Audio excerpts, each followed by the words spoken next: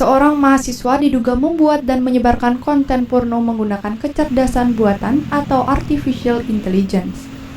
Sementara Polda Bali belum ada menerima laporan dari puluhan orang yang diduga menjadi korban. Seorang mahasiswa di salah satu universitas di Bali, berinisial S, diduga telah membuat dan menyebarkan konten porno dengan menggunakan teknologi digital buatan AI terhadap puluhan korban yang juga diduga menjadi teman kuliahnya. Pihak kampus dengan adanya laporan tersebut telah melakukan asesmen kepada terduga pelaku dan para mahasiswa yang diduga menjadi korban dalam kasus ini. Ada sebanyak 37 orang korban yang sudah melapor kepada pihak kampus. Terduga pelaku S kini dihentikan layanan akademik dan pendidikan hingga batas waktu sidang etik selesai. Saat ini Satgas PPKS sedang melakukan penarikan kesimpulan atas asesmen korban dan nanti akan memberikan rekomendasi kepada rektorat untuk pemberian sanksi terhadap pelaku.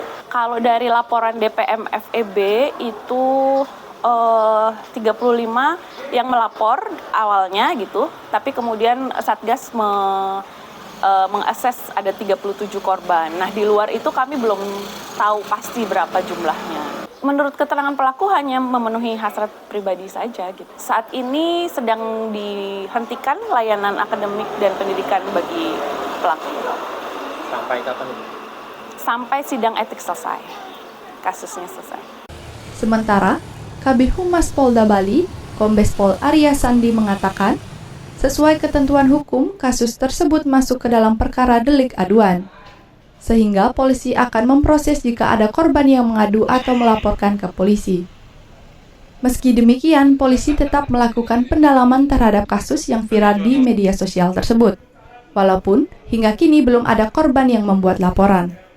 Penyelidikan tetap berjalan oleh teman-teman dari Direktorat Siber. Namun kita butuh laporan, aduan dari masyarakat yang merasa dirugikan. Ini sebagai dasar kami untuk kemudian melakukan tindakan penegakan hukum bagi yang bersangkutan, bagi pelaku. Sampai saat ini udah ada? Sampai saat ini terakhir kami cek belum ada pengaduan ya dari yang merasa dirugikan oleh video atau gambar tersebut yang disebar di media sosial. Kami menunggu itu.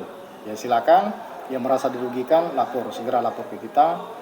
Itu sebagai langkah awal kita kemudian menindaklanjuti kasus ini dalam koridor penegakan hukum.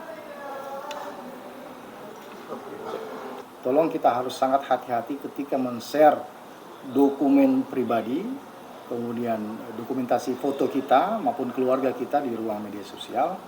Karena kita ketahui bersama bahwa teknologi AI ini sekarang sudah sedemikian canggih. Jangan sampai lalu kemudian dimanfaatkan oleh pihak-pihak yang bisa merugikan kita secara moral maupun material seperti itu.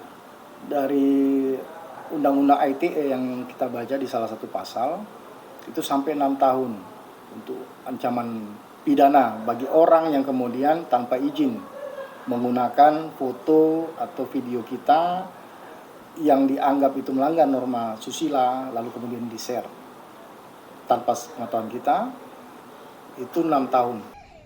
Terduga pelaku merupakan mahasiswa dari program studi akuntansi, Fakultas Ekonomi dan Bisnis.